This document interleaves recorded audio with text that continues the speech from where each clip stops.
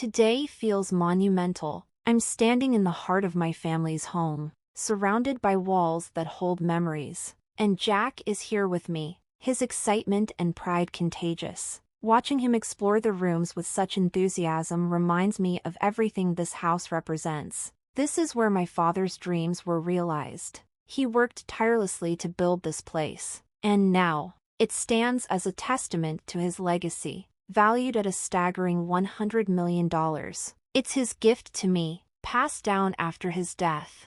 But now, without him, my husband wants a piece of that legacy. He insists that the house, once my father's and then mine, should now belong to both of us. He thinks that what was once solely mine should be shared. But I know the truth. I have the legal documents with my name, Sarah, clearly marking me as the rightful owner. At 42, I work in the digital world at an online bank, a career I've built thanks to the financial wisdom my parents instilled in me. They taught me the value of hard work and financial responsibility, lessons I hold close to this day. Growing up, my parents made sure I understood that money was something to be respected, not taken for granted. Despite our wealth, they never indulged me. My allowance was modest, like any other child's, and we rarely splurged on fancy meals. I attended a regular public school, not an elite private institution. Yet, despite the modesty of our lifestyle, rumors about our family spread. People assumed that because we lived in a big house, our lives must have been filled with luxury and excess. Sarah, with all your money and that huge house, life must be so easy, right? They'd ask, do you have the latest gadgets and games? Can we come over and play? It was frustrating. People saw the surface, my family's wealth, and assumed it meant I had everything. But in reality, I didn't have the newest toys or the best gaming consoles. Still, the assumption lingered, and often it felt like people just wanted to be my friend because of what we had. Hey, Sarah, you're rich, right? Can you lend me some money? Those kinds of questions always left me uncomfortable. It was as if they didn't understand the values my parents had instilled in me, teaching me to be responsible with money, not just give it away. My unease deepened when I broke Maria's gaming console by accident. At the time, I had no money to pay for it, which only made the situation worse. Around that time, I met Julie, who asked if I had told my parents about the accident. I hadn't, afraid of disappointing them. I can't tell them, they'll be mad, I confessed, hoping she would understand. That's why I'm asking you, Sarah. Saying no felt terrible, especially since I didn't want things to get awkward between us. But my parents were firm on not lending money, and I had to explain that I couldn't help. Julie was upset, and the rumors started to spread. People claimed I wasn't helping a friend in need, even though we were well off. I tried to explain that I simply didn't have the funds, but my words didn't seem to matter.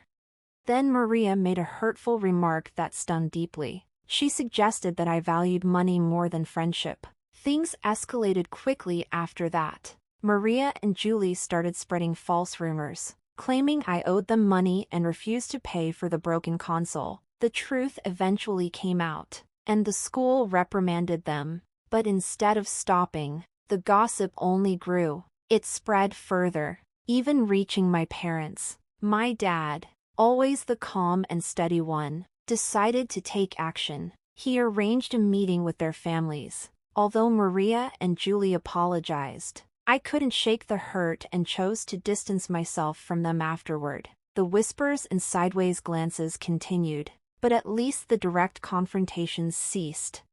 That evening, as we sat down to dinner, my dad shared some advice that has stayed with me ever since. With a kind smile, he said, "It's important to stand by your decisions, especially when it comes to money. Sarah, it's okay to say no." His words felt like a weight lifting off me. You don't owe anyone an explanation about your finances. If someone keeps asking, just say you need to check with your parents. Even though I knew I couldn't lend money, The lesson about handling financial matters with grace and firmness became essential as I grew older. It taught me the importance of boundaries, not just in finances, but in relationships as well. I learned to be more discerning about the people I let into my life, focusing on friendships based on character rather than money. After university, I made a conscious effort to keep my work and personal life separate, avoiding any complications that might arise from blending the two. This experience truly shaped my perspective and helped me understand the value of setting clear boundaries in both friendships and finances. When I turned 35, I met Jack through a mutual friend. Despite him being a little younger than me, his genuine personality won me over quickly. We started off casually, but before long, our relationship grew into something serious. 2 years later, we had a beautiful wedding that brought so much joy to my parents. After we'd been married about a month, my dad suggested that Jack come over to our family home. I trusted Jack, but I had some reservations. He loved to talk, and I was worried he might accidentally let something personal slip about our family. But by then, I felt ready to open up to him, so I invited him to visit. When Jack saw my family's house, he was clearly surprised. He hadn't fully realized how well off my family was. Even though the visit went well, Jack couldn't stop asking questions about our finances. On the way home, I realized I didn't know much about our financial situation myself, and his questions made me uneasy. A few months later, my world was shaken when my mom called to tell me that my dad had been hospitalized. I hadn't known he was ill, and the news hit me hard. Looking back on our last visit, I remembered how he hadn't seemed well, and now I felt a wave of guilt. When I arrived at the hospital with my mom, my dad tried to remain cheerful, but we could tell he was struggling. He apologized for what he saw as a burden on us, a reminder of his gentle, selfless nature. Then the doctors delivered the devastating news: my dad had advanced pancreatic cancer, and it had spread too much for surgery. It felt like a punch to the gut. We couldn't believe that someone as health-conscious as my dad could be struck with such an aggressive illness. Despite the diagnosis, my dad remained strong. He wanted nothing more than for us to be happy, and his words brought us to tears. I wanted to be by his side every moment, but hospital rules limited visiting to immediate family. He asked for our friends to make happy memories at home, a reminder of the life he had always hoped for us. I promised to keep our home filled with joy, even after he was gone. Keeping that promise became incredibly important to me, and I decided to renovate our family home as a way to focus my energy during such a challenging time. Jack, ever the caring husband, worried about how much I was doing for my dad, but he didn't understand the other pressures I was facing, including the family estate issues that I hadn't yet shared with him. When Jack eventually asked about my dad's health, I opened up about everything we were going through. It was a relief to have his support as I balanced work, hospital visits, and the emotional weight of it all. But things started to get tense when Jack began asking more questions about my dad's finances and the family estate. He even suggested we get legal advice in case something happened to my mom too. It stung, bringing up painful memories. My dad had always trusted his lawyer, but Jack's growing insistence on being cautious with money caused strain between us. A few months later, my dad passed away after a brave battle with cancer. Then the inevitable discussions about inheritance began. I inherited a large house worth $5 million, but Jack's growing interest in the inheritance, despite my efforts to keep him out of it, only complicated things. He seemed excited about moving into the mansion and kept asking about the financial details. It caught me off guard. To make matters worse, I later found out that Jack had been talking to my cousin at the funeral, who mentioned how the house would be a waste if it stayed empty. That only made things more complicated. Despite my attempts to explain to Jack that the inheritance was something that didn't concern him, he refused to listen. It started to create tension between us, and our relationship grew increasingly hostile. Even though he was present at my dad's funeral, Jack didn't offer any support during the memorial services or the legal matters that followed. As time went on, things began to settle, but Jack's actions soon took a devastating turn. One day, he dropped a bombshell. He had changed the ownership of my family home to his name, claiming to have legal papers to prove it. I was stunned, betrayed, and deeply hurt. Not only had he broken my trust, but his actions also showed a complete disregard for the boundaries and respect that should have been present in our relationship. The inheritance issues began to uncover deeper problems in our marriage. We were forced to question our values, our trust in one another, and the future of our relationship. When Jack confessed to changing the ownership of the house without consulting me, I was heartbroken. He told me that he was tired of our marriage and proposed that we live together as roommates in the house, with him taking control, offering no financial support. He even threatened divorce if I didn't go along with his plan. The weight of everything was unbearable. I begged him to reconsider, to reflect on his actions and the impact of such a major decision without even discussing it with me. His response was that he had consulted a lawyer and gone ahead with the change without my consent. At that point, divorce seemed like the only way forward. I was left feeling completely lost, unsure of how to move forward in a marriage where trust had been shattered. I couldn't understand why Jack had made such a drastic decision, and it felt as though money had transformed him in a way I never expected.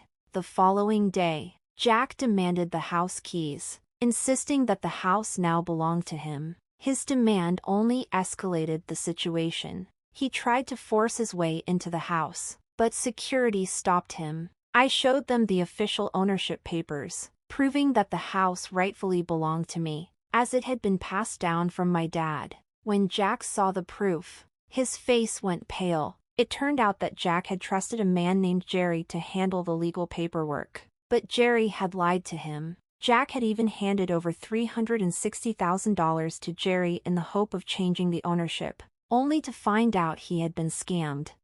Jack was furious. He immediately tried calling Jerry, but Jerry wouldn't pick up. Jack's anger quickly shifted from Jerry to me, and he blamed me for everything. Jack criticized me for spending too much on things he considered unnecessary and even questioned whether I understood how inheritance worked. His frustration only deepened the rift between us. Despite his efforts to fix things and suggesting we try again, the trust that had been shattered couldn't be repaired. I asked the security guard to help him leave, finally closing a painful chapter of my life. In the months that followed, I had the space to reflect on everything. It became clear to me just how essential trust and honesty are in a relationship. The lies and betrayal Jack had shown me taught me a hard lesson: never let money cloud your judgment. Then, during my dad's first memorial service at the family temple, Jack showed up unexpectedly. Since our divorce, things had clearly gone downhill for him. He was without a job, struggling financially, and it seemed like everyone he had trusted had let him down. He looked lost and sad, a stark contrast to the somber occasion. Tearfully, he attempted to apologize, but his presence disrupted the service, causing a commotion among my relatives. Despite his distress, I had to ask him to leave, and security had to intervene. It was a painful moment, one that left me conflicted, but it solidified my resolve to move forward and leave our past behind. With that chapter closed, I felt it was time to leave my parents' home, a decision I had been considering for a while. I found a new place to live and cut all ties with Jack for good. Meanwhile, Jack kept showing up at the family property, which we had turned into a rental villa. My mom and I ran the villa together, transforming it into a space filled with joy for people to visit and enjoy. On Jack's side, he seemed to be trying to rebuild his life. He got a new job and was focused on making positive changes. While I had moved on, he was still working through his own struggles.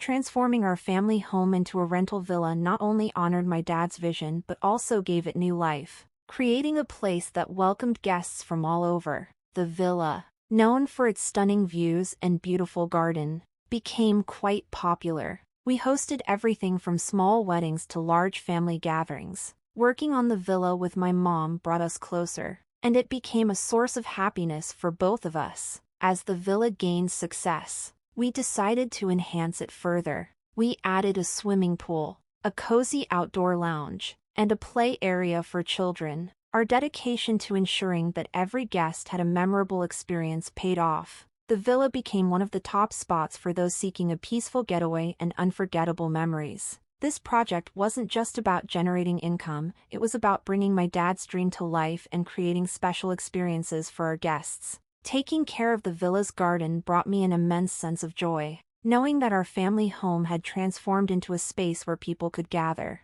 have fun, and make lasting memories. I felt a deep pride in seeing it all come together. I could almost imagine my father watching from above, proud of what we had achieved. This venture didn't just honor his vision, it also provided us with financial stability and a newfound sense of freedom.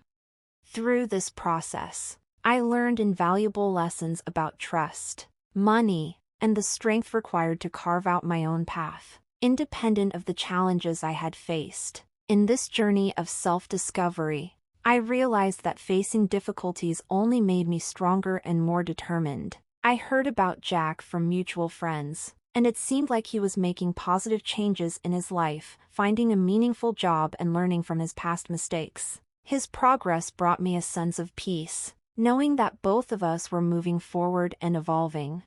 My father's dream became a catalyst for growth, not just for me and my mom, but for everyone who visited the rental villa. It became a joyful place, a sanctuary for creating lasting memories. The villa's success stands as a tribute to my father's vision and the values of resilience and hard work. Through this venture, we've created more than just a place to stay, it's a hub of happiness, a place for cherished moments, and proof that when you dream big and put in the effort, incredible things can happen.